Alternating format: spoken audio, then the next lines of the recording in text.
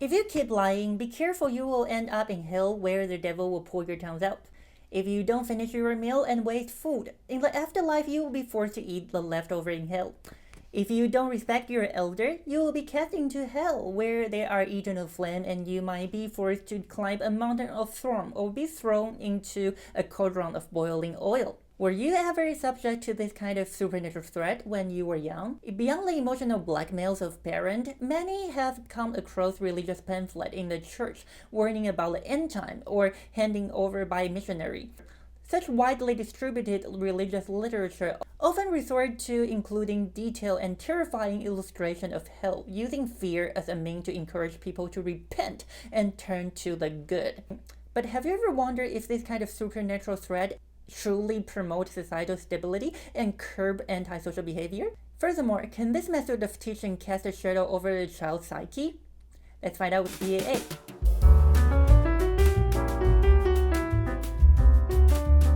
Hi, I'm Xochitl. Welcome to What People Also Ask, where I answer the most Googled question with even more Googling. Today's query is, does the concept of hell actually deter crime? We will discuss some sociological and psychological research related to belief about hell and explore the effect this universal observed supernatural threat might have on society and individual psychology. So let's start with our first question. So, can the belief in hell really deter crime? From a sociological perspective, analyzing the direct relationship between belief in hell and crime rate is quite challenging. Firstly, defining the belief in hell itself is a challenge. Different culture and religious beliefs may have very different interpretations of the concept of hell, making it difficult to measure on a standardized scale. Additionally, crime rates are influenced by numerous factors, including economic conditions, education levels, law enforcement strategy, and societal norms. Even if a correlation exists between belief in hell and crime rate, it may be difficult to distinguish the relationship from those other factors and establish direct causality between the two. Moreover, religious belief may change over time within a society, meaning that any correlation observed at one point in time might not apply to another. Despite these challenges, many sociologists have tried to analyze the effect of belief in hell and supernatural threat on society.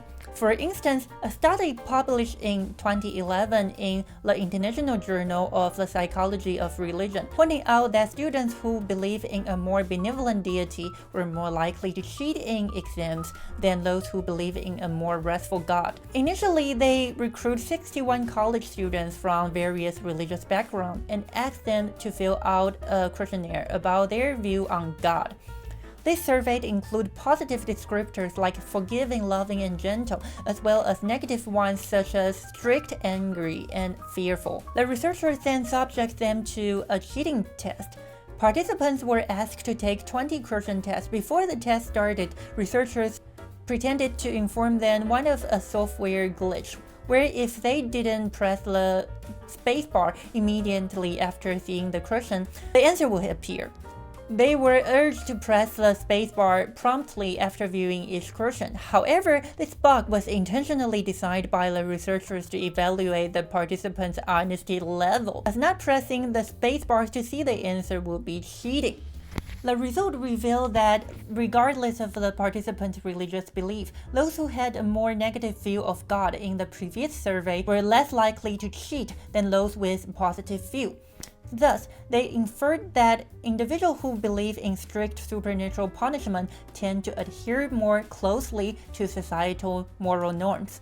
Furthermore, a study published in June 2012 by psychologist Ethan Sheriff from the University of Oregon and Michke Rentura from the University of Amsterdam also supported the idea of negative correlation between belief in hell and crime rates. They drew on data from World Value Surveys and European Value Surveys from 1981 to 2007, encompassing 26 years and 67 countries with 143,197 participants, including followers of Christianity, Islam, Hinduism, and Shintoism.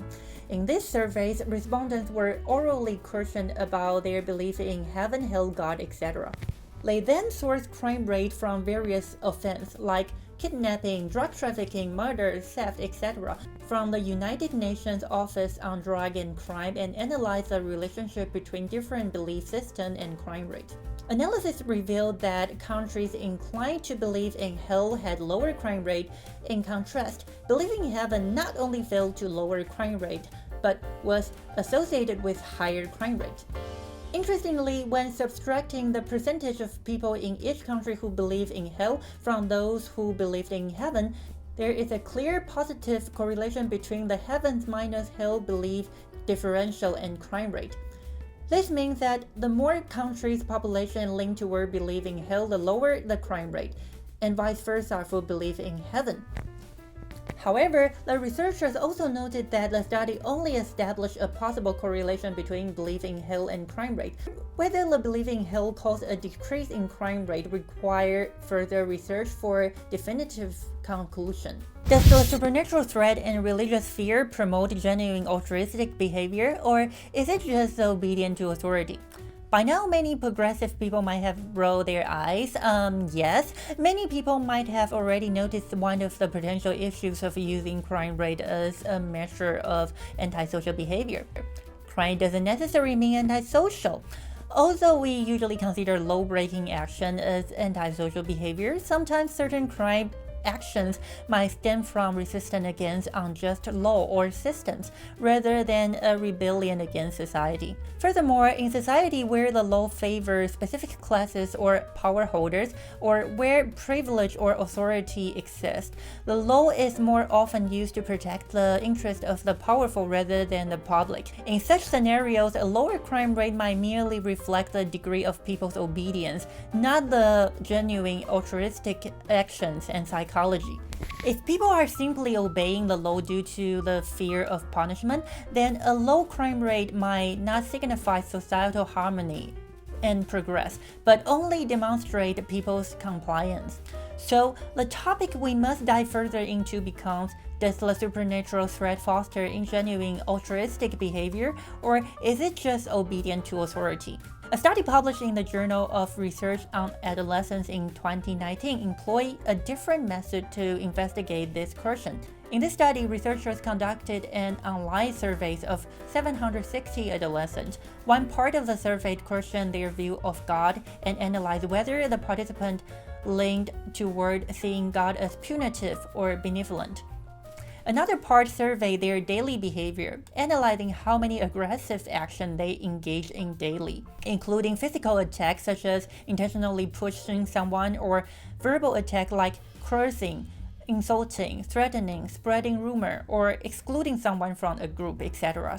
The result found that those who believe in a benevolent God were associated with fewer aggressive behaviors, while those who believe in a punitive God were associated with more aggressive actions. This blurred the connection between supernatural punishment and antisocial behavior, providing another direction for studying this topic. Are supernatural threat and the concept of hell really good for society?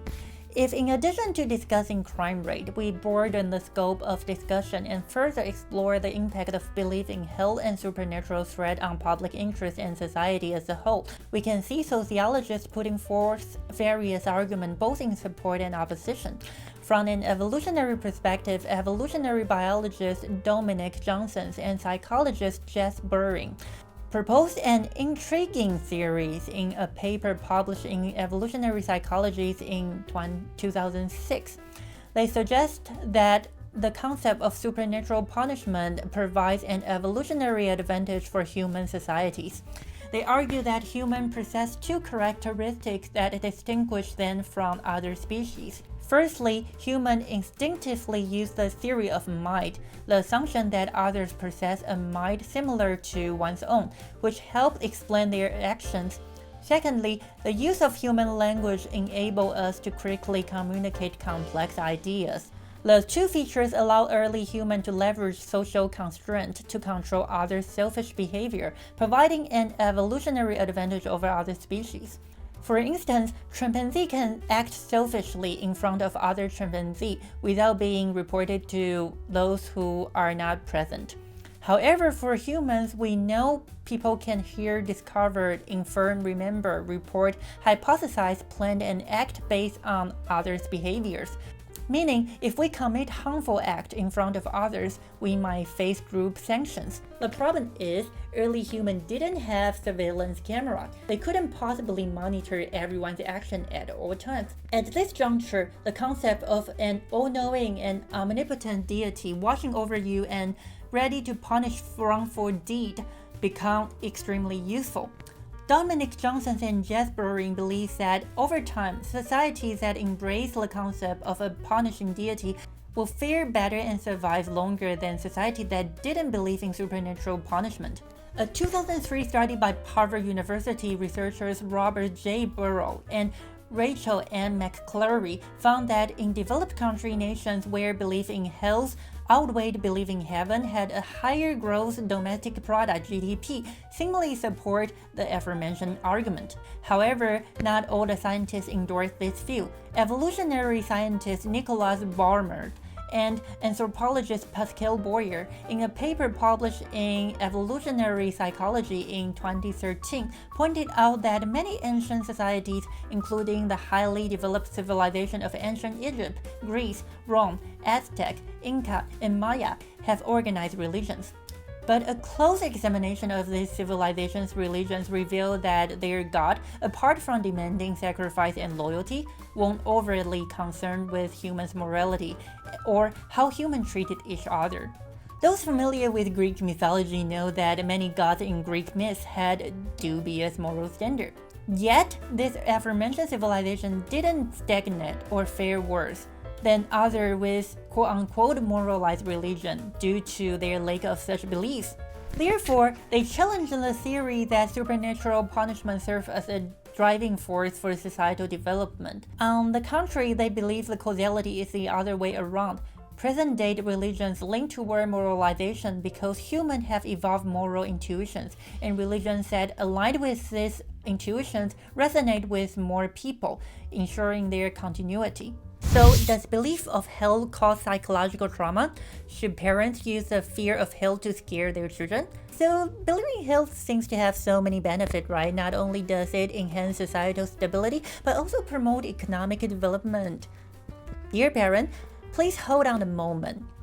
Before you attempt to use the fear of hell to scare the children, making them unable to sleep at night, it might be wise to consider a few points. Firstly, as Adam Shurov mentioned, his research only demonstrates that belief in hell correlates with crime rate and GDP, but correlation does not equal to causality. Furthermore, even though a carefully designed cheating experiment seems to indirectly suggest a causality between hell and crime, the study lies within the domain of social science. Given the myriad of interconnected factors in a societal system, even with experimental process, we cannot be entirely certain if the study's theories can be applied in everyday decisions. Moreover, even the belief in hell does indeed foster societal stability and boost GDP. According to another study released in 2014 by Shurov and Laura Agnon, psychologists from Simon Fraser University, the price for believing in hell might be a decline in personal happiness and life satisfaction. The research utilized data from Gallup Walpole of 455,104 samples from 155 countries, taken between 2005 and 2009. Participants were asked questions like, "How happy have you been these days?" and "Did you laugh yesterday?" to assess their life satisfaction and happiness levels. Then, the data was analyzed in conjunction with religious values data from World Value Surveys and European Value Surveys. The analysis showed that the difference between the percentage of countries' population believing in heaven and believing in hell correlate positively with happiness level. Essentially, the more nations link toward believing in heaven, the happier its peoples are. The more it links toward believing in hell, the less happy they are.